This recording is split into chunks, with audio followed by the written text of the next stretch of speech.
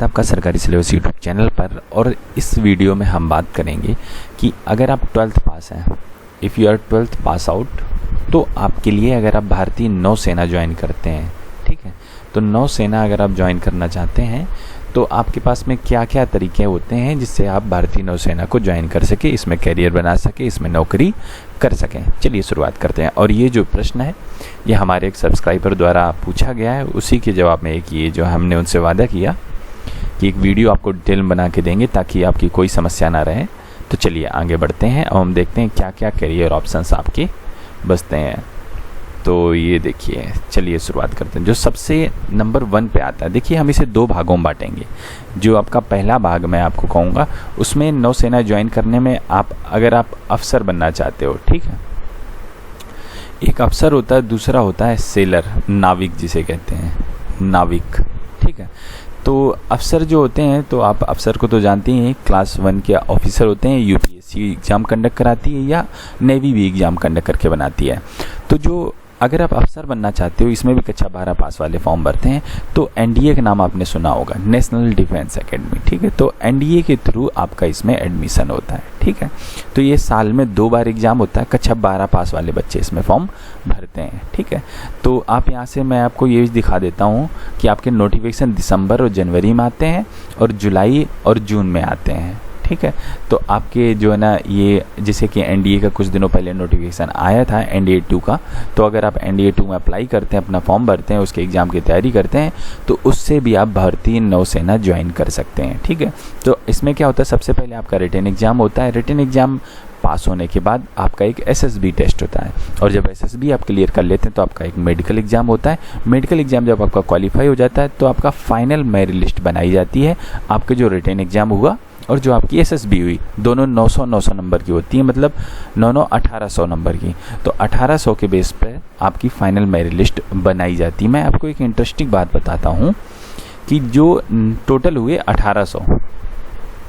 1800 marks के base पर merit list बनाई जाती है। अगर आपके इसमें करीब 900 मार्क्स आ जाते हैं तो भी आप इसमें सेलेक्ट हो जाते हैं, मतलब 50% नंबर लाने वाला बच्चा भारतीय सेनाओं में अफसर बन सकता है, ठीक है। तो ये आप अपने मन से ख्याल निकाल दीजिए कि हम बहुत अच्छे नहीं हैं पढ़ने में, तो हम जो है ना भारतीय सेना ज्वाइन नहीं कर सकते, अफसर नहीं बन सकते। ऐसा बिल्कुल नहीं है, क्योंकि सेना का मतलब आप जानते होंगे कि जिसमें साहस हो, पराक्रम हो, लड़ने की क्षमता हो, ठीक है, एक मानसिक योग्यता रखता हो, ये चीज़ें हो, तो आप जो है ना सेना में एक योद्धा बन सकते हैं।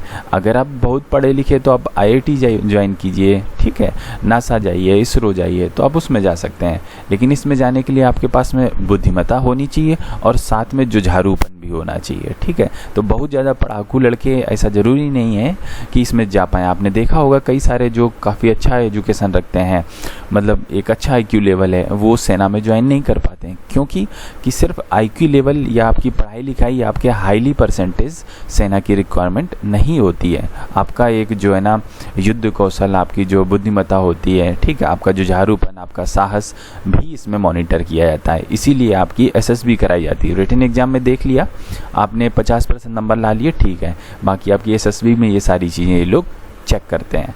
तो आप जो है ना कक्षा 12 पास हैं तो आप एनडीए के थ्रू भारतीय नौसेना में भर्ती हो सकते हैं। एक बेहतरीन अवसर आपके पास में होता है। हर साल वैकेंसी आती है और टोटल करीब 400 के आसपास वैकेंसी आती है। इसके बाद ये भी अफसर बनने के लिए ही आपकी वैकेंसी है। अगर आप नौसेना में जाना चाहते हो, इसे कहते हैं डायरेक्ट एंट्री। डायरेक्ट एंट्री या कुछ लोग 10+2 बीटेक एंट्री भी कहते हैं, ठीक है। इसमें क्या होता है, इसकी एक जो है ना समस्या मैं आपको बता दूं कि आप कक्षा 12 पास होना चाहिए पीसीएम से और 50% इंग्लिश में होना चाहिए। साथ ही साथ में आपको आईआईटी जेईई का जो एग्ज़ाम होता है वो भी आपके जो है ना एक क्वालिफाई रैंक आनी चाहिए। उस रैंक के हिसाब से आपको ये लोग सीधे एसएसबी के लिए बुलाते हैं। On the basis of JEE mains ranking you will be called for SSB interview, ठीक है। तो ये चीज़ आप ध्यान रख सकते हैं कि आपके जेईई जो आईआईटी जेईई का एग्ज़ाम होता है तो उसमें आपकी एक रैंक, अच्छी रैंक होनी चाहिए, तो उतने ज़्यादा चांसेस बढ़ जाते हैं आपको एसएसबी में बुलाए जाने के। तो ये भी एक बेहतरीन ऑप्शन अब खुल गया। पहले इसमें ये चीज़ नहीं थी, आईआईटी जेईई का नहीं मांगते थे ये लोग। ये 2017 से ये चीज़ चालू कर दी इन लोगों ने, ठीक है, 2017 से। तो इसमें भी आप जो है ना फॉर्म वगैरह भर सकते हैं। आगे देखेंगे अब जो नॉर्मल हो गई, ऊपर दो मैंने आपको बताई वो अफसर बनने के लिए थी, अब जो है ये आपको नाविक बनने की है। नाविक, जैसे कि आपने सुना होगा सोल्जर जीडी, आर्मी में जीडी की भर्ती होती है, सिपाही की भर्ती होती है, तो वैसे ही भारतीय नौसेना में भी सिपाही की भर्ती आप कह सकते हो। तो उसके लिए ये, अगर आप सिपाही बनना चाहते हो तो आप इसमें फॉर्म भर सकते हो। तो देखिए इसमें कौन कौन से आपके लिए पद रहेंगे। तो सबसे पहले जो बहुत सारे बच्चे ऑप्ट करते हैं, इसमें जाते हैं आर्टिफिशियल अप्रेंटिसशिप, AA के नाम से जिसे जाना जाता है। इसके बाद जो सबसे पॉपुलर है वो है senior secondary recruitment, SSR, AA SSR, आपने नाम बहुत सुना होगा। कक्षा 12 पास वाले बच्चे इसमें फॉर्म भर सकते हैं। इसके अलावा मैट्रिक रिक्रूटमेंट में आप जा सकते हो, ठीक है। मैट्रिक रिक्रूटमेंट में क्या आता है कि जैसे कि सफाई वाला हो गया, ठीक है, तो इन सब में आप जा सकते हो। और साथ में एक और होता है म्यूजिशियन एंट्री होती है, साल में अप्रैल के माह में इनके फॉर्म आते हैं म्यूजिशियन के। इस साल नहीं आए हैं, कोविड वगैरह जो भी प्रॉब्लम रही हो, पिछले साल ये फॉर्म आए थे। इसके अलावा स्पोर्ट्स एंट्री, अगर आपने खेल कूद कर रखा है, कहीं नेशनल, कहीं अच्छा सा आपने ओहदा प्राप्त किया है, तो आप जो है ना इसमें डायरेक्ट अभी अप्लाई कर सकते हो। स्पोर्ट्स एंट्री की जब वैकेंसी आती है तब, ठीक है। तो AA SSR के आप देख सकते हैं दिसंबर, जनवरी और जून, जुलाई के आसपास में आपकी वैकेंसी आती रहती है। और इनमें भी कक्षा 12 पास के बच्चे फॉर्म भर सकते हैं, 12th पास आउट बच्चे इसमें फॉर्म भर सकते हैं। तो ये हो गई आपकी जो है नाविक। अगर आप नाविक, जिसे अंग्रेजी में सेलर कहते हैं, सेलर बनना चाहते हैं, तो आपके लिए ये हो कौन से AA SSR, MR, ठीक है, म्यूजिशियन और स्पोर्ट्स एंट्री। तो आपके पास में इतने सारे ऑप्शन हो गए कक्षा 12 पास करने के बाद। अब हम थोड़ा सा आपको सैलरी के बारे में बता देते हैं कि आपकी सैलरी कैसे क्या रहती है।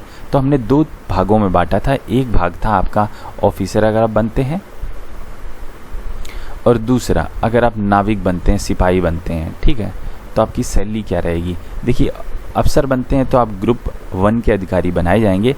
आपका 56,100 रुपये आपका मूल वेतन रहेगा, ठीक है। यहाँ पर वेतन आपका थोड़ा सा कम हो जाता है। अगर आप AA करते हैं तो आपका वेतन थोड़ा सा ज़्यादा रहता है SSR के कंपेरिजन में, लेकिन फिर भी आपकी शुरुआती सैलरी कम से कम 30 से 33,000 रुपये प्रति महीने के हिसाब से होगी, प्रति महीने, पर मंथ। और यहाँ आपकी पर मंथ, ठीक है। तो अगर यहाँ आप टोटल सैलरी की बात करते हैं तो कम से कम आपकी 65,000 रुपये बन जाती है प्रति महीने, क्योंकि कई सारे और अलाउंसेस होते हैं आपको वो मिलते हैं। नाविक की भी आपकी सैलरी कम से कम 35,000 रुपये प्रति महीने के हिसाब से फाइनल सैलरी आपकी बन जाती है। और कैरियर प्रोग्रेशन की अगर आप बात करें तो अगर आप अफसर बनते हैं तो आप पूरे वही 56 साल तक की नौकरी इसमें भी कर सकते हैं, 56 साल तक की इसमें भी नौकरी कर सकते हैं, आपको इसमें भी पेंशन मिलेगी। अगर आप परमानेंट कमीशन, देखिए 2 तरह के कमीशन होते हैं। अगर आप परमानेंट कमीशन ज्वाइन करते हैं तो आपको इसमें बाद में पेंशन भी मिलेगी, नाविक ज्वाइन करते हैं तो इसमें भी आपको बाद में पेंशन दी जाएगी, ठीक है। तो इस तरह जो है ना मैंने आपको इसकी डिटेल चीज़ें कक्षा 12 पास करने के बाद भारतीय नौसेना ज्वाइन करने के क्या क्या अवसर होते हैं इसके बारे में हमने आपको बता दिया। अब आपको अगर जानना है कि NDA का सिलेबस क्या होता है, AA SSR का सिलेबस क्या होता है, मैट्रिक रिक्रूट का सिलेबस क्या होता है, तो आप जा सकते हैं www.sarkarisyllabus.com पर। वहाँ जाकर आप इन सब का सिलेबस चेक कर सकते हैं। मैं नीचे उसका लिंक दे दूंगा कमेंट बॉक्स में। अगर कुछ और आपके डाउट हैं कैरियर से रिलेटेड, क्या करें क्या ना करें, किस में कैरियर किस तरह से बनाएं, तो आप हमें जस्ट कमेंट करके हमसे पूछ सकते हैं। वीडियो देखने के लिए धन्यवाद। अगर पसंद आया हो तो इसे शेयर कीजिए, फेसबुक, व्हाट्सएप, जिस भी आप प्लेटफॉर्म पर देख रहे हो आप उसे शेयर कर सकते हैं। हम आपसे मिलते हैं अगले वीडियो में, तब तक के लिए वंदे मातरम।